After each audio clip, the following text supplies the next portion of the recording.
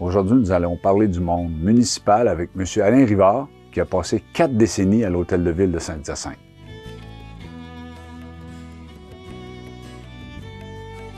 Je vais te parler cette semaine du parc La Framboise. Tu sais, quand on a reçu Claude Marchessault, j'ai parlé un petit peu du début des sports avec le parc La Framboise. Je vais te parler plus particulièrement de 2 infrastructures municipales, qui est la piscine et l'aréna. La piscine, elle a été construite au début des années 30, mais il y a eu une pétition en 1922 provenant de 300 citoyens qui demandaient que la ville construise une piscine. Pourquoi qu'ils demandaient ça? Bien, parce qu'il y avait un motif de santé publique, de sécurité publique, parce qu'il y avait des noyades dans la rivière, puis un motif d'hygiène aussi. Puis quand tu dis des noyades dans la rivière, c'est qu'on se baignait dans la rivière, oui. Dans des bacs, il y avait quelque chose? Oui, bien là, ça, c'est au 19e siècle. À un moment donné, il y avait comme un bac qui était aménagé, mais spontanément les gens pouvaient aller se baigner dans la rivière. Okay. Fait qu'il y a eu un certain nombre de noyades. Donc, l'aménagement de piscines par les villes, ça vient amener un élément de sécurité publique. Alors, il y a cette pétition-là en 1922. L'autre date importante qui dans ce dossier-là, c'est 1926, où T.D. Bouchard va offrir ses terrains qu'il a achetés de Georges Casimir Dessol, une partie de ses terrains, à la ville de Saint-Hyacinthe. Il les donne carrément à la ville de Saint-Hyacinthe, mais dans le but qu'à un moment donné, il soit remis à la Société d'agriculture. En cette même année, en 1926, c'est là qu'on va aménager le parc des Pins. Alors, la piscine, elle vient un petit peu plus tard, en 1929. 1929, on commence à la construire, mais on n'est pas capable de terminer. Elle se termine en 1930, mais entre les 2 ans, il y a eu des élections municipales. Alors, la piscine est devenue un enjeu important lors de ces élections-là. T.D. Bouchard voulait terminer la piscine, puis son adversaire, qui était le docteur Pagé à l'époque pour les conservateurs, lui disait « Si je t'ai élu, la piscine, je mets de la terre dedans, puis on n'ouvre pas ça. » Finalement, c'est le docteur Pagé qui a été élu, mais il n'a pas rempli la piscine. Au contraire, le conseil municipal a voté des crédits supplémentaires. On a terminé l'aménagement de la piscine autour. On a bâti le pavillon, où c'était écrit « Piscine Pool ». Puis c'est M. Pagé qui a coupé le ruban pour inaugurer la piscine. Donc, on a une piscine depuis ce temps-là, une super grosse piscine qui contient 450 000 gallons d'eau. C'était la plus grosse au Québec à l'époque. Au Québec, oui, une des plus grosses au Canada. Puis il y avait des gens qui venaient de Montréal, d'un peu partout, pour venir se baigner dans cette piscine-là. En 1936, tu sais que le Clairon appartenait à T.D. Bouchard. Bien, le Clairon, il commence à faire une cabale importante pour faire la promotion du hockey, parce qu'ils ont en vue, à un moment donné, de faire passer le projet d'Arena. Donc, en 1936, le Canadien de Montréal fait une espèce de concours pour trouver qui sont les meilleurs joueurs de hockey au Québec pour amener des nouveaux joueurs au sein de leur équipe. Puis, le Clairon va faire un concours. Qui est le meilleur joueur de hockey de Saint-Hyacinthe? Il va y avoir Oscar Robuchon qui va être nommé, mais c'est Roland Bibeau, le frère de Léo Bibeau, qui va gagner le concours puis qui va aller jouer une partie d'exhibition avec le Canadien de Montréal. Mais il y a une stratégie très importante du Clairon pour mettre la table à ce projet-là, qui va finalement arriver en 1937. Les autorités municipales présentent un projet à la population lors d'une assemblée de construction de l'aréna sur les terrains de la Société d'agriculture, parce qu'entre-temps, les terrains avaient été remis à la Société d'agriculture par la ville de Saint-Hyacinthe. Et là, on parle d'un projet de 75 000 $. Avant de commencer la construction, parce que c'est un projet important, la ville adopte un règlement. Il y a un règlement d'emprunt aussi là-dedans. La ville doit emprunter 100 000 $ pour faire ce projet-là.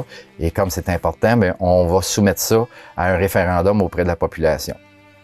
Alors, le projet passe. Il y a 75 % des votants. À ce moment-là, c'est des propriétaires qui votent. Ce qui est intéressant, c'est que quelques jours après le référendum, à la une du Clairon, on indique en grosses lettres, voici le nom des gens qui ont voté contre notre jeunesse. Ils disent ça comme ça, qui ont voté contre notre jeunesse.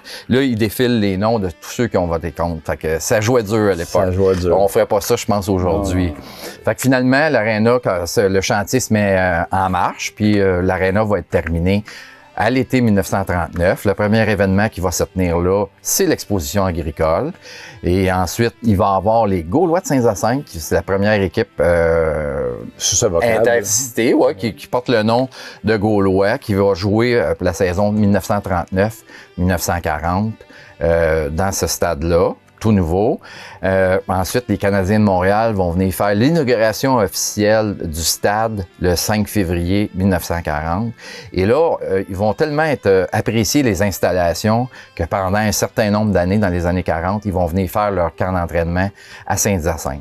Alors, pour les gens qui vont aller voir l'aréna, quand vous ferez un tour là, levez les yeux au ciel pour voir, il y a deux espèces de faux reliefs en hauteur. Ouais, ouais. D'un côté, il y a un joueur de hockey. De l'autre côté, ben, il y a comme un agriculteur avec une faux.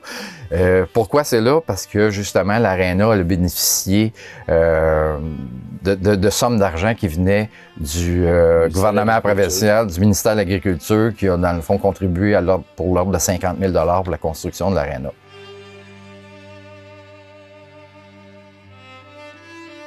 Ben d'abord, il faut se rappeler qu'en 1976, l'ex-cité de Saint-Hyacinthe s'est regroupée avec 3 petites municipalités qui sont Douville, La Providence, Saint-Joseph, pour faire la nouvelle ville de Saint-Hyacinthe. C'est dans la foulée de ce regroupement-là que j'ai pu obtenir un poste au sein du service des loisirs de la nouvelle ville de Saint-Hyacinthe. Toi, tu nous arrivais de Trois-Rivières, hein? Ouais, moi, je t'ai côtoyé là-bas. Oui, à Trois-Rivières. Oui, j'ai fait mes études là. En récréologie. Exactement, oui. Ma formation initiale. Et puis, on a ouvert des postes au niveau du service des loisirs, compte tenu, évidemment, que le service prenait de l'importance. On greffait 3 municipalités à la cité.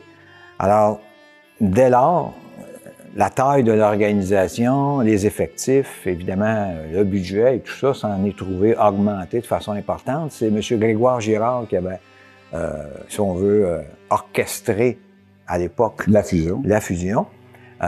Il l'a accompagné un certain temps. Par la suite, a été remplacé par M. Hamel.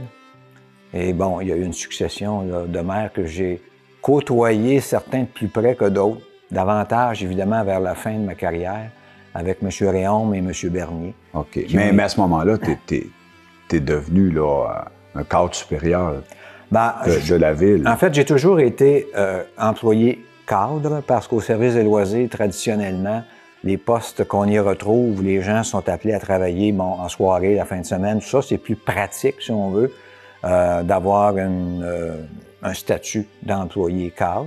Alors, c'est encore pas mal comme ça aujourd'hui, soit dit en passant, ça n'a pas changé par rapport à ça.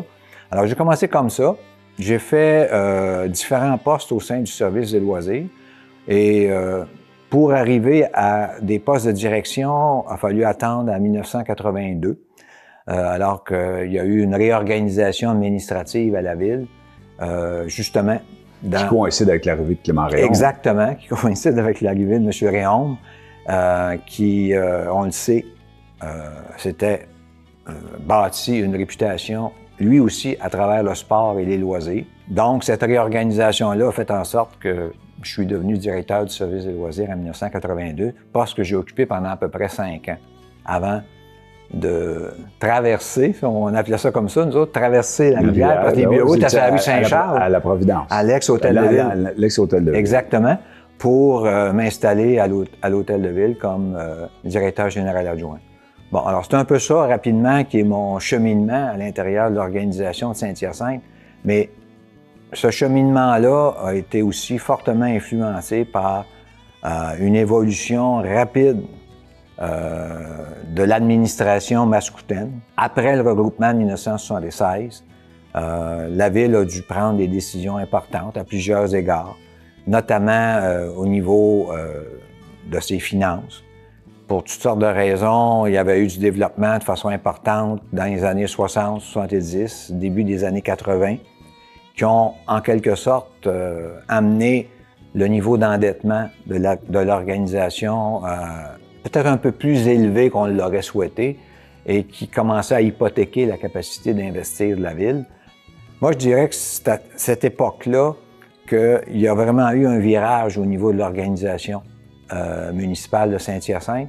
Non pas qu'avant, les gens ne se souciaient pas de ces éléments-là, au contraire, mais avec le temps, le conseil de ville et l'équipe de cadres, ça fonctionnait, disons, peut-être un peu plus en parallèle, alors qu'à partir de la fin des années 70, début des années 80, c'est pas quoi Saint-Hyacinthe, c'est partout comme ça, le rôle de l'élu s'en est trouvé modifié de façon relativement importante par son implication, la formation de commissions, l'implication du maire dans les activités administratives de la ville. De plus en plus, il y avait un rapprochement entre les deux entités. Alors, il y a ce qu'on appelle le politique et l'administratif. Et moi, ben, j'ai été témoin de ça et je me suis forcément ajusté à cette nouvelle réalité-là vers la fin des années 80. Pour avoir reçu Claude Marchessault dans une autre émission, ben Claude nous parlait de l'OTJ centrale et des loisirs de Saint-Hyacinthe et des loisirs de Saint-Hyacinthe incorporés, puis de l'œuvre des terrains de jeu qui s'en suivaient, etc. Et là, tout à coup, on arrive dans les années 80 à un service des loisirs organisé, professionnel, etc. Parce que je me souviens, le premier directeur des loisirs était M. Michon, qui était un ancien policier. Donc, c'était comme on essayait de créer quelque chose au centre culturel, etc. Et donc, ça a évolué. Mais est-ce que tous les services ont un peu évolué dans ce sens-là? On s'est organisé. C'est un peu la suite à la Révolution tranquille aussi, où on a commencé à avoir des personnes compétentes, des personnes avec des formations, puis Mais il faut toujours se rappeler qu'aux yeux de la population, le lien avec la municipalité à l'époque, ça, c'est pas de banaliser les affaires, mais c'est de se le rappeler. Bon, la collecte des ordures, le déblaiement de la neige, la sécurité, la police, puis l'incendie. Au-delà de ça, les gens étaient pas très revendicateurs. Mais avec le temps, évidemment, ça a pris de l'importance, comme je le disais tantôt. Dans chaque quartier, il y a eu des cellules qui se sont organisées. Et c'est là que la Ville a décidé d'offrir un support administratif et professionnel à ces corporations-là. Est-ce que ça viendrait de l'incitation du gouvernement provincial qui jetait une responsabilité au niveau des villes? Parce que le gouvernement s'occupe au niveau scolaire de l'éducation. Mais quand tu arrives au niveau des loisirs, le gouvernement provincial s'est jamais à peu près occupé de ça. Il fournissait des locaux, puis c'est à peu près tout. Ben, les municipalités sont des créatures du gouvernement, on le sait, très encadrées par de la réglementation et tout ça. Aujourd'hui, ça s'est assoupli parce que les maires ont fait des représentations pour avoir davantage d'autonomie. Mais c'est effectivement le cas. Il y a eu beaucoup de programmes, d'activités qui ont été mises de l'avant par des municipalités avec l'aide des gouvernements, il faut le dire, à travers des programmes de création d'emplois, de subventions pour les infrastructures et tout ça.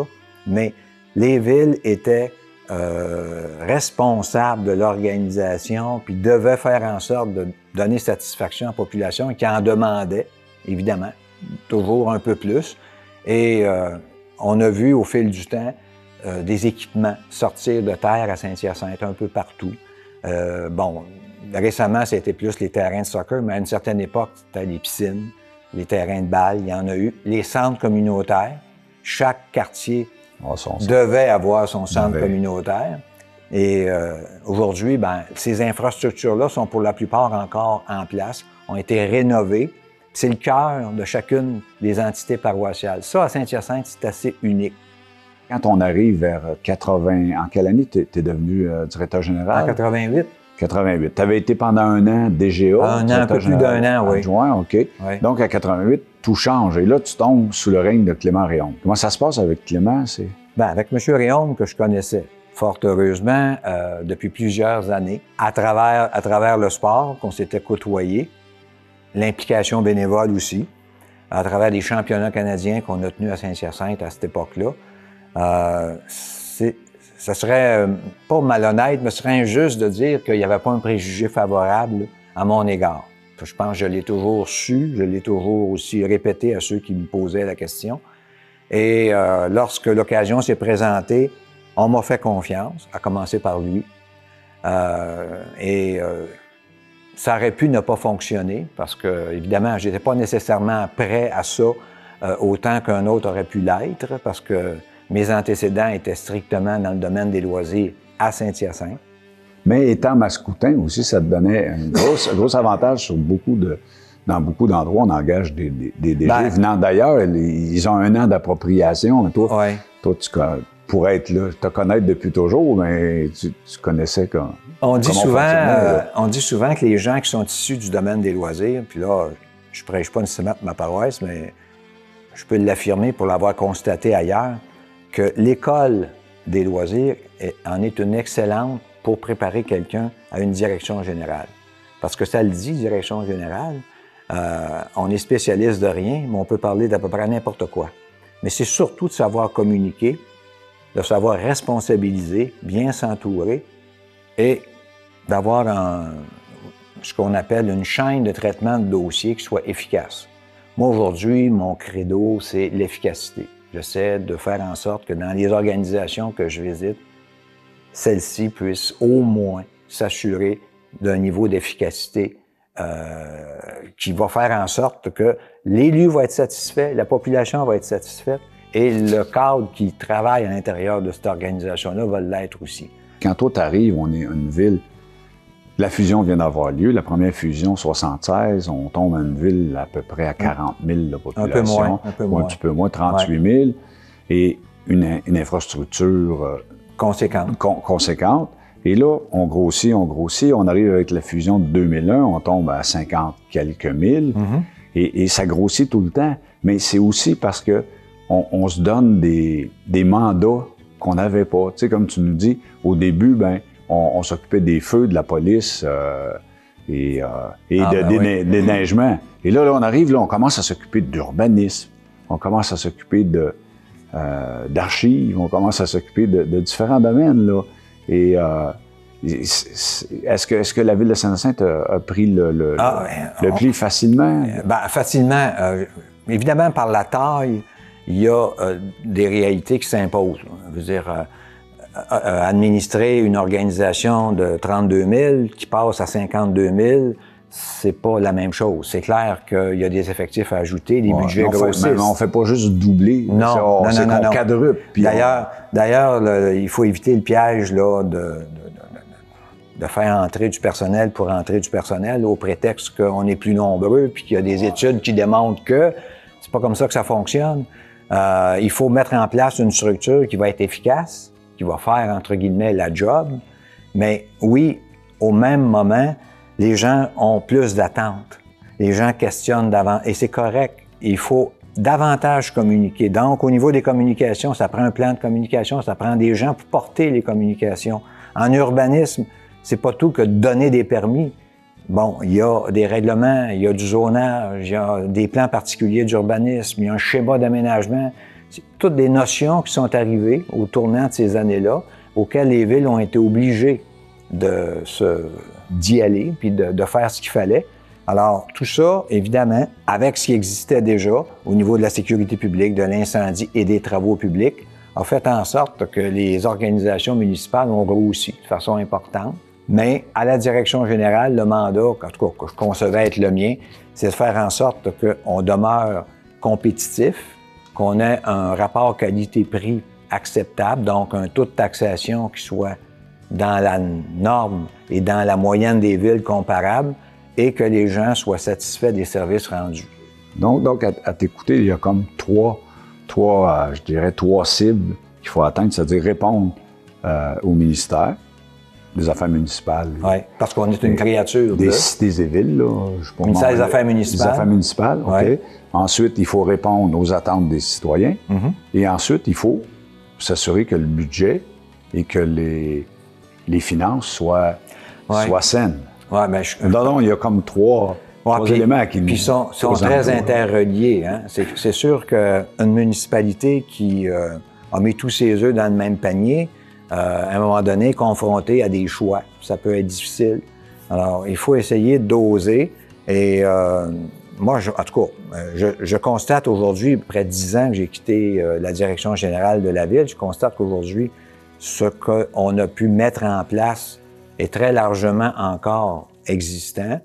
Évidemment, il y a eu des ajustements parce que à l'ère numérique, on le sait, les communications se font au quotidien, les gens sont très près de la chose municipale.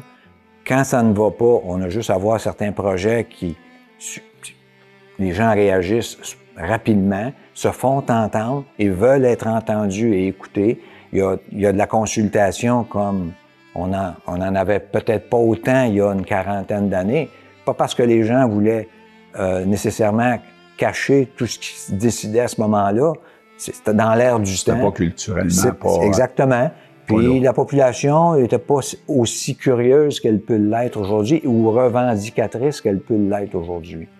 Et ça, c'est important de s'ajuster à ça. Toi, t'es arrivé, il y a eu la fusion de 76. Celle de 2001, peux-tu nous raconter, là? Parce qu'on est sur le point de terminer notre entrevue, mais y a-tu des petites anecdotes autour de ça? Il faut encore une fois se rappeler que la fusion de 2001, c'est pas un geste volontaire des 6 municipalités concernées.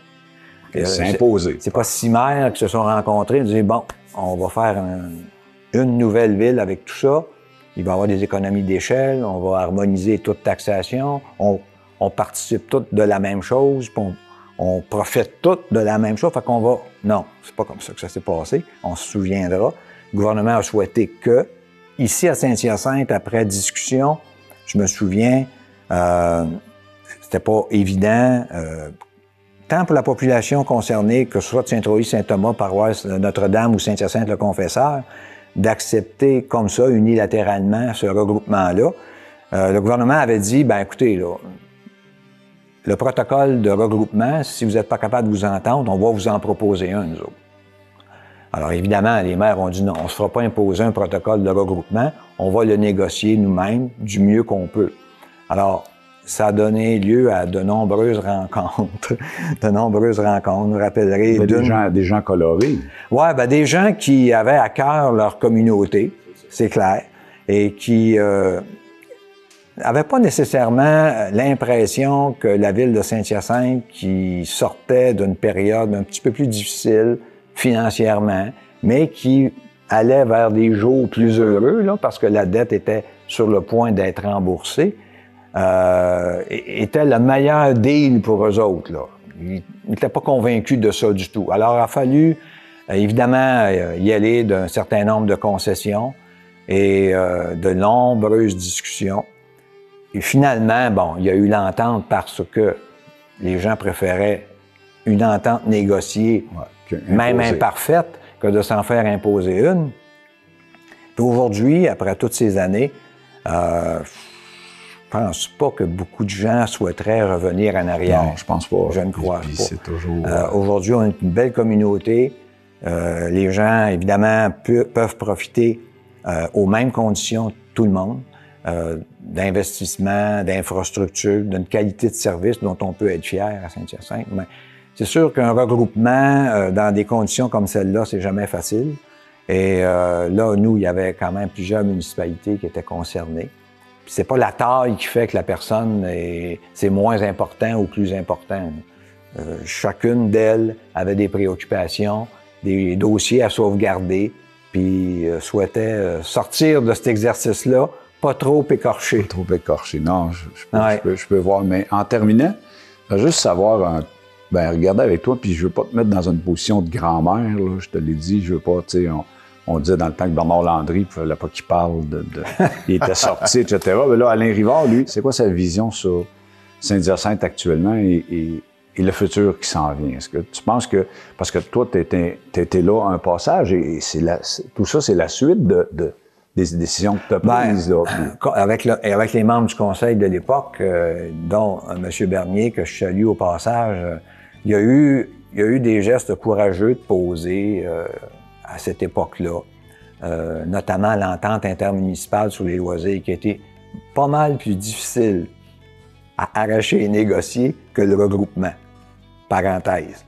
Il y a eu ça, bon, il y a eu le Centre des arts Juliette Lassonde, bon, je pourrais en nommer plusieurs dossiers, mais aujourd'hui, le positionnement de la ville, à mon humble avis, là, est toujours aussi stratégique et intéressant et rempli de potentiel qu'il l'était. Ce potentiel-là n'a pas encore tout été exploité. On n'a qu'à penser au dossier Excel d'or, là, qui va finir par aboutir à un moment donné. Je ne sais pas dans quel sens ça va aller, mais c'est clair que notre créneau, est toujours pertinent. Il faut continuer d'investir dessus. Pour faire rapidement le rapport nord-centre-ville, je pense, ensemble, on discutait il y a quelques jours du fait qu'au centre-ville, à toutes les 8, 9, 10 ans, il y a un nouveau dossier. Une nouvelle réflexion qui s'amorce. Actuellement, on a le chantier centre-ville. Bon, évidemment, bon, il y a des décisions à prendre, ça fait pas l'unanimité, on peut pas baisser les bras. On a besoin de ce pôle-là qui soit dynamique, en santé, au même titre qu'actuellement, le secteur commercial nord peut être en santé. C'est une bonne nouvelle. Ce qui s'est fait là depuis 5 ans, c'est extraordinaire. Mais il faut qu'au même moment, la préoccupation de tout le monde se tourne vers le centre-ville pour faire, non pas un contrepoids, mais un juste équilibre entre nos deux entités commerciales. Puis historiquement, ben, c'est au centre-ville que ça se passe. Je n'ai pas à t'expliquer ça. Non, je pense que... Le pôle culturel... On ne verrait pas une ville qui serait comme un trou de beigne, avec un trou de beigne au centre. Le centre-ville est indispensable. C'est indissociable, puis il y a une valeur inestimable qui est peut-être qu'on n'a pas atteint encore tout son potentiel. Les récentes décisions du Conseil de mettre la main sur le monastère des Sœurs adoratrices de l'Église Notre-Dame, puis de l'ancien siège social de Desjardins, c'est pas encore transformé, mais la volonté est là. Et ça, c'est porteur. Très porteur. Puis en même temps, je lève mon chapeau, c'est un bon coup de notre administration municipale. Entièrement d'accord. C'est un très bon coup. Concerné. Oui. Ça va être une vitrine pour la ville de Saint-Hyacinthe, ce pôle-là, et pour le centre-ville, évidemment. OK, donc je vois ton positivisme pour l'avenir de la ville. Absolument. Puis j'aimerais te remercier pour toutes les années que tu as passées là, parce que ce qu'on a aujourd'hui, mais ça dépend de ceux qui ont passé avant, mais tu étais là avec M. Bernier, avec M. Réaume, toutes des gens... La contribution, j'en suis fier, mais j'étais bien entouré, et une bonne équipe. Il y a encore quelques personnes qui y sont, que je croise à l'occasion. C'était les plus belles années professionnelle de ma vie, c'était clair. Puis l'opportunité que j'ai eue en 88, je l'ai saisie. Ça a relativement bien été. J'ai fait 21 ans.